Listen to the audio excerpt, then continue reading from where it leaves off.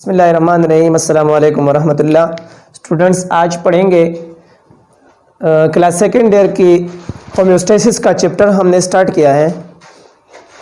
Homeostasis के chapter में हमने ऑस्मो रेगुलेशन के ऊपर बात की थी। अब चूँकि हमने एक्सक्रीशन की टॉपिक शुरू कर दी है कल से, तो इस टॉपिक में एक मेजर टॉपिक है जो कि वेरी इंटरेस्टिंग है। इसका नाम है kidney. Dear students, human being और अदर एनिमल्स में एक्सक्रीशन के लिए एक ऑर्गन रिस्पॉन्सिबल होती है, जिसके जरिए हमारे बॉडी से urea, water, toxins and many other harmful things excreted. Dear students, इस ऑर्गन का नाम किडनी है। तो चलो स्टार्ट करते हैं। किडनी का स्ट्रक्चर और फंक्शन क्या है? Dear students, a major part of human excretory system. Kidney human की एक्सक्रीटरी सिस्टम का एक मेजर पार्ट है। मैंने ऊपर लिखा है कि अदर मेनी एनिमल्स। इसका मतलब यह है कि किडनी सिर्फ इंसान में नहीं होती है, बल्कि मेनी अदर एनिमल्स में भी होती है। अच्छा डियर स्टूडेंट्स, हम दो टॉपिक्स पढ़ेंगे किडनी के अंदर। एक किडनी की एनाटॉमी। एनाटॉमी आपको पता है कि किडनी की स्ट्रक्चर क्या है, इंटरनल स्ट्रक्चर क्या है, किडनी की लोकेशन क्या होती है, किडनी की अटैचमेंट क्या होती है, उसकी साइज क्या होती है, इस तरह की बातों को हम कहते हैं एनाटॉमी।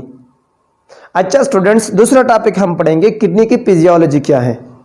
स्ट्रक्चर और फंक्शन को जब हम इकट्ठे पढ़ते हैं तो इस ब्रांच को हम कहते हैं फिजियोलॉजी। अच्छा स्टूडेंट, आज पढ़ते हैं किडनी की एनाटॉमी क्या है। अब बीन शेप्ड होती है किडनी की स्ट्रक्चर, बीन शेप्ड होती है, शोपड़ की तरह होती है किडनी की structure, dark brown in colour. ये भी एनाटॉमी होती है कि डार्क ब्राउन होती है कलर में। आपने कभी देखा होगा किडनी की शेप जो है, किडनी का रंग जो होता है वो डार्क ब्राउन होता है। अच्छा, protected by 11th and 12th ribs upward. Dear student, ये किडनी जो है ये अपवर्ड तरफ से, ऊपर से ये 11th और 12th रिब की प्रोटेक्शन की वजह से प्रोटेक्टेड होती है। 11th और 12th रिब को ये सपोर्ट के तौर पर 11th और 12th रिब को ये यूज करता है। अच्छा स्टूडेंट, यहां पे मुझे एक बात याद आ गया। जब एक बंदा किडनी की ट्रांसप्लांटेशन करती है, यानी अपनी किडनी को तब्दील करती है, तो उसका जो पुराना अपना किडनी था जिसके बॉडी में बनाया गया था, गॉड गिफ्टेड था, वो किडनी 11th और 12th रिब्स के साथ प्रोटेक्टेड था।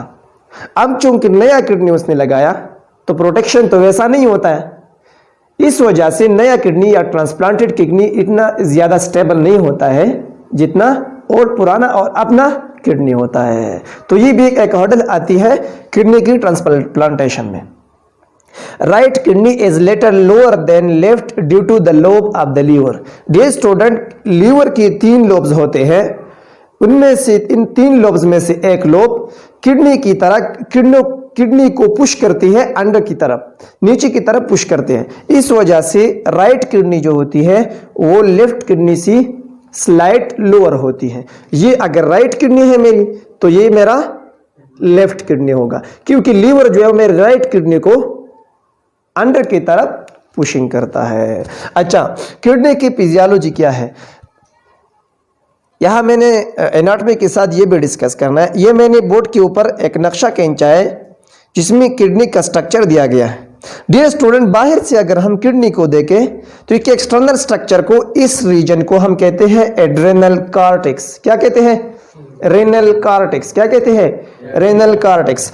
इस किडनी को डियर स्टूडेंट्स अगर हम 3 डायमेंशनल मान लें लेट सपोज, और इसको हम क्रॉस सेक्शनल से कट कर दें, किडनी को इस तरह क्रॉस सेक्शन से कट करें और फिर हम अंदर की तरफ देखें, पिरामिड्स को हम देखें, तो इसको हम कहते हैं renal medulla. So internal structure in the kidney after the cross section is called renal medulla, and external structure of the kidney before the cross section is called cortex. Is it clear or not? अच्छा, kidney में अंदर कुछ structures पाए जाते हैं जिसको हम कहते हैं रेनल पायरामिड्स। क्या कहते हैं? Renal pyramids. Renal pyramids round about 8 होते हैं एक किडनी में। अच्छा स्टूडेंट्स, रेनल पायरामिड्स के अंदर किडनी का स्ट्रक्चरल और फंक्शनल यूनिट होते हैं। इस किडनी का स्ट्रक्चरल और फंक्शनल यूनिट को हम कहते हैं नेफ्रॉन। क्या कहते हैं? नेफ्रॉन कहते हैं। अच्छा स्टूडेंट, किडनी की इंटरनल स्ट्रक्चर पे, इंटरनल रीजन पे एक डिप्रेशन होता है, एक अंदर जाने वाला पार्ट होता है जिसको हम कहते हैं हाइलस। क्या कहते हैं? हाइलस। डियर स्टूडेंट्स, रेनल पिरामिड से फौरन बाद जो पाइप्स आते हैं जो कि इस डिप्रेशन को यूरिन फॉर्म्ड होते हैं अंदर, वो लाते हैं। यहाँ पे एक रीजन होता है, खाली रीजन होता है, इसको हम कहते हैं रेनल पेल्विस। क्या? Renal pelvis. Dear students, pyramids में जो यूरिन फॉर्मेशन होती है तो वो कुछ पाइप्स के जरिए पेल्विस को आती हैं। ये पाइप्स एक एक पिरामिड से आके, इसको हम कहते हैं माइनर कैलस। क्या कहते हैं? Minor calyx. क्या कहते हैं? Minor calyx. ये माइनर कैलेसिस इकट्ठे होके एक कैलिक्स बनाता है, एक पाइप बनाता है जो कि इंटर्न पेल्विस को ड्रॉप होता है। इसको हम कहते हैं मेजर कैलिक्स। क्या कहते हैं? तो माइनर कैलिक्स पिरामिड के साथ अटैच होते हैं और मेजर कैलिक्स फिर पिरामिड्स को माइनर कैलिसिस से इकट्ठे होके आते हैं। अच्छा, आज स्टूडेंट्स, किडनी को मैंने 3 पाइप्स ड्रा किए हैं। ये ब्लड वेसल्स है, ये 2, इसको हम कहते हैं रेनल आर्टरी, जो कि आपको पता है, लाजमी बात है कि रेनल आर्टरी किडनी को ब्लड सप्लाई करता है और renal well in turn kidney से ब्लड बाहर लेता है। और डियर स्टूडेंट, एक और पाइप मैंने ड्रा किया है जिसको हम कहते हैं यूरेटर। क्या कहते हैं? यूरेटर जो है वो पेल्विस से जो पानी पिरामिड्स में जो यूरिन फॉर्मेशन होती है वो यूरेटर के जरिए यूरिनरी ब्लैडर को मोशन करती है।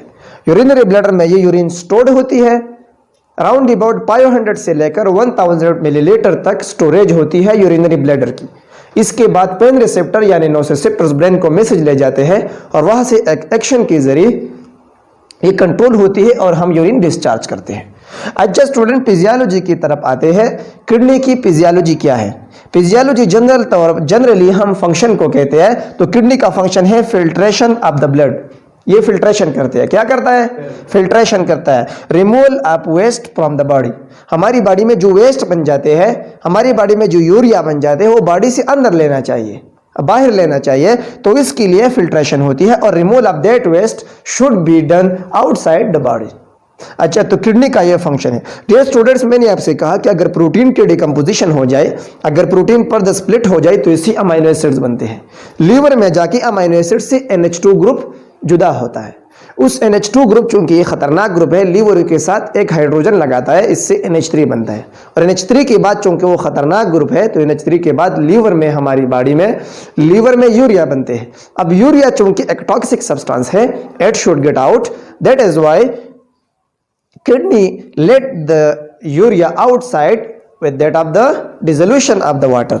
अच्छा स्टूडेंट्स, किडनी क्या बाहर ले जाते हैं? किडनी क्या फॉर्मेशन करते हैं? यूरिन फॉर्मेशन करते हैं। यूरिन में होती है water, drugs, urea and many other ions. Ions इसलिए होते हैं कि एसिड बेस बैलेंस बरकरार रह जाए। अगर यूरिन एसिडिक, ज़्यादा एसिडिक हो तो हमारे मसल के लिए नुकसानदेह है, और अगर यूरिन ज़्यादा बेसिक हो तो ये भी नुकसानदेह है। इसलिए एसिड बेस के बैलेंस के लिए उसमें यूरिन में आयंस होते हैं। इज दैट क्लियर और नॉट? अच्छा, फॉर एग्जाम्पल, नहीं, पिरामिड्स है नेफ्रॉन। पिरामिड्स में क्या होते हैं? अंदर नेफ्रॉन होते हैं, जो कि basic structural and functional unit of kidney होते हैं। 1 किडनी में 1 मिलियन नेफ्रॉन होते हैं। कितने? 1 मिलियन नेफ्रॉन एक किडनी में होता है। अच्छा स्टूडेंट्स, यहां तक अगर आपका कोई क्वेश्चन हो तो आप पूछ सकते हैं। अच्छा, साइज मुझसे रह गया है। साइज 12 सेंटीमीटर लॉन्ग होता है, 6 सेंटीमीटर इसकी विड्थ होती है। ये आपने याद रखना है, मेमोराइज करना है जस्ट। एंड 4 सेंटीमीटर उसकी थिकनेस होती है, यानी डायमीटर 4 सेंटीमीटर होती है। तो ये आपने जस्ट मेमोराइज करना है। किडनी में कोई क्वेश्चन है आपको?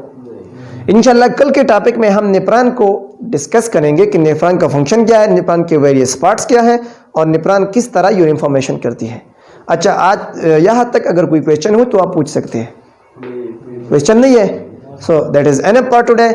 Thank you very much. Wish you best of luck.